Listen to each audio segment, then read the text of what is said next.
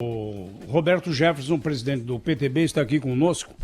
Eu não usaria uma expressão forte como coveiro do Ministério do Trabalho, mas o Ministério do Trabalho acabou por conta de muitas irregularidades e, como pertence a um partido que é trabalhista, Partido Trabalhista Brasileiro, o Roberto Jefferson, claro, tem de ser cobrado pelas irregularidades que o Ministério do Trabalho apresentou em vários governos. Ele tentou emplacar a filha como ministra do Trabalho e deu um trabalho danado porque houve várias ações na justiça, posse suspensa. O senhor ficou com mágoa daquele período? Está voltando agora para recriar o Ministério do Trabalho? Bom dia, Roberto Jefferson. Não, isso não é verdade. Bom dia, amigo. Não é verdade. O Ministério não existe, nós nem fomos convidados, nem nos oferecemos para o Ministério do Trabalho. Isso não existe. Não acredite em notícia falsa, não, porque essa notícia não é verdadeira. Deputado, e qual foi o acordo com o presidente Bolsonaro para o senhor dar um apoio que é sempre importante para o político que ocupa cargos no Executivo? Não foi nenhum acordo. Foi uma iniciativa minha, como presidente do PTB, olhando que se urdia um grave golpe, e esse final de semana que passou chegou ao clímax para se tentar um impedimento do presidente Bolsonaro, não é? E na troca da cabeça de Bolsonaro, que Rodrigo Maia tramava derrubar com impeachment, ele receberia apoio para a PEC que permite a reeleição por cargo de presidente da Câmara e do Senado na mesma legislatura. Como nós sabíamos disso dentro de Brasília, na convivência com os deputados e senadores, eu coloquei de público com toda clareza para impedir que isso se desse, mas sem nenhum acordo com o presidente Bolsonaro, sem combinar nada com ele. Deputado, muito bom dia. Aqui é Cláudio Humberto falando. O senhor escreveu esses dias no seu Twitter que o Rodrigo Maia é a reencarnação mais redonda de Eduardo Cunha. O senhor podia explicar melhor esse conceito? Explico. O Eduardo Cunha, ele fazia a pauta-bomba para desestabilizar Dilma. O que é a pauta-bomba? É a agenda legislativa que não é a agenda do governo. É uma agenda própria. Você sabe, os deputados apresentam projetos de lei altamente onerosos ao Tesouro Nacional e ao orçamento público. Mas eles apresentam, sabendo até que não será aprovado esse projeto, mas apresentam, porque aí eles dão a satisfação à base. Olha, esse projeto aqui de transferência de tantos bilhões para a educação, para a saúde, fui eu que apresentei, a minha preocupação é essa. E o que fazia naquela época o presidente da Câmara, Eduardo Cunha? Ele não respeitava a agenda da Dilma, a agenda de governo da Dilma, e só pautava a agenda de projetos que são bomba porque inviabilizam o orçamento de governo de qualquer presidente. O que estava fazendo agora o Rodrigo Maia? Porque eu penso que ele parou depois dessa conversa de segunda-feira com o presidente Bolsonaro. O Rodrigo só pautava os projetos que eram os projetos que sangravam o orçamento, que acuavam o ministro da Fazenda e davam prejuízo ao Tesouro Nacional. Quer dizer, era uma agenda bonita para o povo, porque você faz discurso, é bonito em nome dos direitos sociais, né? Só que não tem dinheiro para pagar e você tem que rodar a guitarra, gerando uma baita inflação. Então o Rodrigo estava fazendo com o presidente Bolsonaro o que o Eduardo Cunha fez com a Dilma no passado. O senhor denunciou na época que o Eduardo Cunha fazia isso? Denunciei, tanto que eu disse que ele era o meu bandido predileto, porque nós estávamos numa luta para tirar o PT do poder. Deputado Roberto Jefferson, o senhor ficou surpreso quando a sua live foi compartilhada pelo presidente Jair Bolsonaro? Eu pergunto isso também pelo fato de que o presidente tem se colocado em público contra o que ele chama de velha política, e eu queria saber como o senhor se encaixa nesse conceito. Uma nova política, e ele assistiu, porque a minha experiência é muito grande. Eu passei 24 anos na Câmara como deputado federal. A minha leitura do jornal, a minha leitura da revista, do que eu ouço na rádio, do que eu vejo na televisão, é assim, um pouco à frente. Aquele domingo, quando eu fiz a live, eu tinha lido de manhã cedo a entrevista do Fernando Henrique ao jornal O Estadão, página 6 do Estadão. E li a revista Veja, páginas amarelas, com a entrevista do Rodrigo Maia. Ali você via claramente o concerto das forças políticas para iniciarem um processo de impeachment contra o presidente Bolsonaro. É mero exercício de leitura do jornal e da notícia pela velha experiência que eu tinha. Então eu falei, olha aqui, o Fernando Henrique falando em governo compartilhado do Supremo com o presidente da Câmara e o presidente do Senado, isso é usurpação de direitos, é usurpação do governo do presidente Bolsonaro. Aí vou na Veja, tá a Veja chamando o Rodrigo Maia de primeiro-ministro. E o Rodrigo Maia, que é o presidente da Câmara, que tem que ter noção da responsabilidade do papel dele como presidente do Poder Legislativo, dizendo que o ministro da Fazenda não é um homem sério. O que ele quer? Uma corrida a banco? Uma crise fiscal?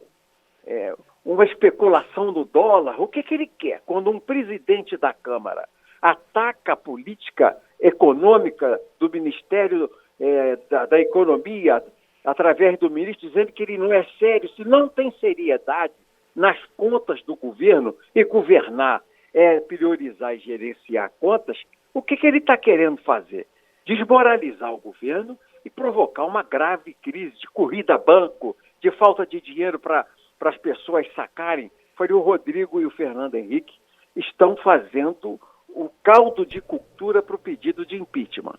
Aí de tarde você vê aquela gritaria porque o Bolsonaro foi num movimento na porta do quartel, que falava em AI-5, esse movimento, que era o antidemocrata, que tinha que ser empichado. Eu falei, aqui, ó, tá pronto o jogo.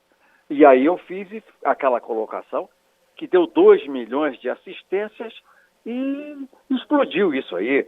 E eu creio que isso andou para trás. Esse movimento, como ele ficou muito claro aos olhos da opinião pública, aos olhos do povo do Brasil, esse movimento andou para trás. Ele recebeu uma grande esvaziada. Agora, mas deputado, completando aqui a minha pergunta, o senhor não vê uma incoerência no fato de, evidentemente que ninguém está aqui duvidando da leitura política que o senhor faz, uma pessoa que conhece profundamente o que acontece em Brasília, mas no fato de o senhor ter sido o delator, mas também condenado no processo do Mensalão, se aproximando agora de um governo que diz que não compactua com esse passado da política do Brasil?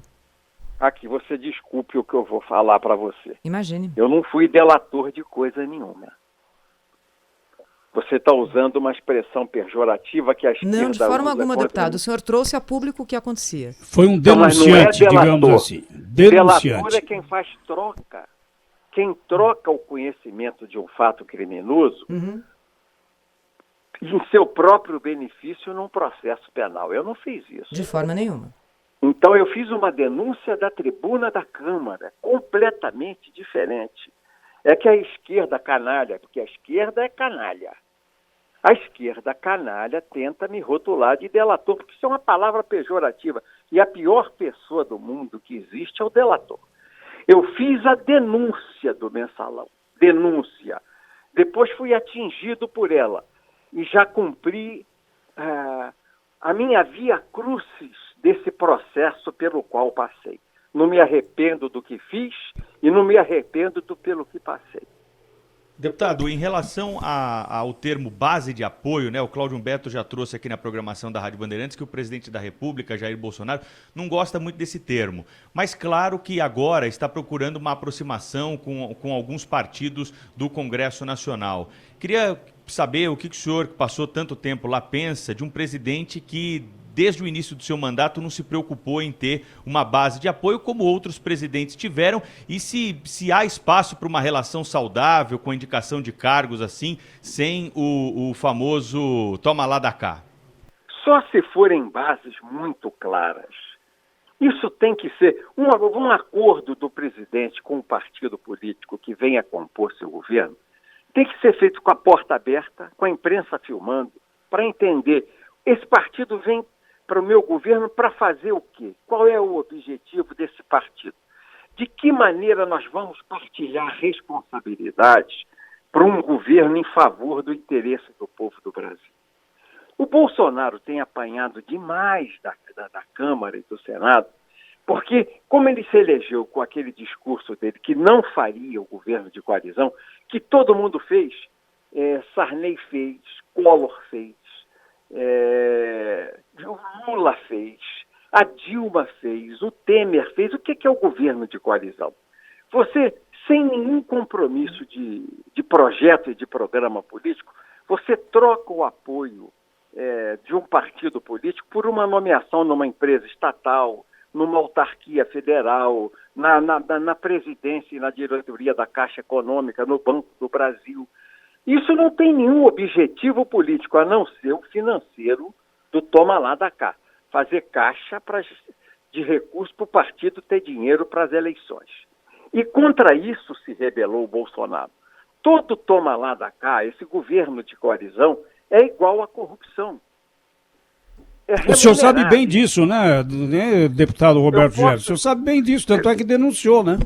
Denunciou. Não, eu sei bem. E admitiu ter recebido 4 milhões de reais e não quis dizer para quem distribuiu esse dinheiro. Nós temos cobrado de vez em quando. Você veja que isso é verdade, num acordo com o PT para as eleições municipais daquele ano que eu não me lembro se era 2004, foi 2004. Em 2004, eleições municipais, nós recebemos do PT 4 milhões de reais para colocar na campanha dos candidatos do PTB. O acordo era de 20 milhões. O PT entregou a nós 4 e aí gerou aquela grande crise. Então isso existe claramente. E o Bolsonaro, ele não quer fazer. Então ele tem sido vítima das suas virtudes, não dos seus defeitos. Todo mundo fica dizendo, o Bolsonaro não faz acordo, ele não tem habilidade para fazer coalizão, ele não junta gente em torno do seu governo. Não junta porque não faz corrupção. O Bolsonaro não rouba e nem deixa roubar. Esse é o motivo da crise do Congresso com o Bolsonaro. O Congresso está vivendo hoje uma crise de abstinência. Que o Congresso estava habituado, na sua maioria, eu não quero dizer que são todos, mas numa grande parte na Câmara, uma grande parte no Senado, estava habituado a esse toma lá da cá, apoiar em troca de dinheiro. Então, quando isso acaba, dá uma crise de abstinência. É como cocaína, não tendo a cocaína para cheirar, não tendo o dólar para cheirar, o dinheiro para cheirar, o Congresso está entrando em crise. Quer dizer, aqueles estoques de dinheiro, como fez o Vieira Lima, o Gedel, botar 52 milhões em casa, num apartamento escondido, isso não acontece em hipótese alguma no governo do Bolsonaro. Não há hipótese de isso acontecer. E agora, o Congresso tem que entender da nova realidade. Mas a questão é que o presidente está sendo levado a isso, está sendo levado a estabelecer alianças no Congresso Nacional, porque é assim, ou faz isso, ou o governo dele vai ser, pelo menos durante este ano, vai ser muito instável, porque o Rodrigo Maia claramente joga nisso, na desestabilização do governo, e ele começa a se articular, inclusive com o Centrão, já conversou com o senhor, mas não, como o senhor revelou aqui, não houve tratativas de cargos, nem de convite, mas o senhor não acha que o governo não tem saída a não ser fazer um entendimento com partidos no Congresso? Você falou uma coisa que eu quero te perguntar. Você concorda com isso? Que tem que ser assim? Ou dá ou desce? Ou faz a política de corrupção, cai do poder? Você concorda com isso? Não é corrupção. É um entendimento que acontece nas melhores democracias ocidentais do mundo. É um entendimento político mesmo. No mundo inteiro, isso é feito com programas claros. Por exemplo, eu estou vendo o Valdemar Costa Neto pedir o DENIT. Qual é o objetivo de um partido político pedir o DENIT? Para lidar com as empreiteiras que fazem as estradas, o asfaltamento, a construção das estradas, a correção das estradas, as construções de pontes. Qual é o objetivo político, doutrinário? Qual é? Então isso tem que ser escrito no papel. O Valdemar Costa Neto pede ao presidente, o DENIT, por essas razões de natureza legal e moral. Porque se não for assim, é tomar lá da cá. É isso que o presidente tem tentado evitar. Você me compreende? Às vezes eu não sei se eu me faço compreender. Não, claramente. E o Bolsonaro não quer fazer o jogo da corrupção. Ele não quer ter o governo acusado de corrupção. Então é esse o problema. Vai ter que ser feito. Eu falo isso na imprensa e às vezes falo alguns interlocutores do presidente. Tem que fazer o acordo de porta aberta, botando no papel, bota a imprensa na antessala, faz no papel, olha, o apoio tem esse fundamento. O que deseja esse partido? Fazer isso. Em contrapartida, nesse ministério, nesse cargo que ele está recebendo, ele recebe para executar essa política de governo que ele está se comprometendo a fazer aqui. Senão, ele vai se desmoralizar como todos os presidentes anteriores a ele se desmoralizaram nesse grave toma lá da cá. Como é que o senhor viu a extinção do Ministério do Trabalho? Para o Partido Trabalhista Brasileiro, para o qual se voltou até a criação lá nos anos 40 do Ministério do Trabalho, deve ter sido um golpe. Como é que o senhor viu isso? E se puder, vai pedir ao presidente que ressuscite esse ministério? Não, nós não vamos pedir nada ao presidente.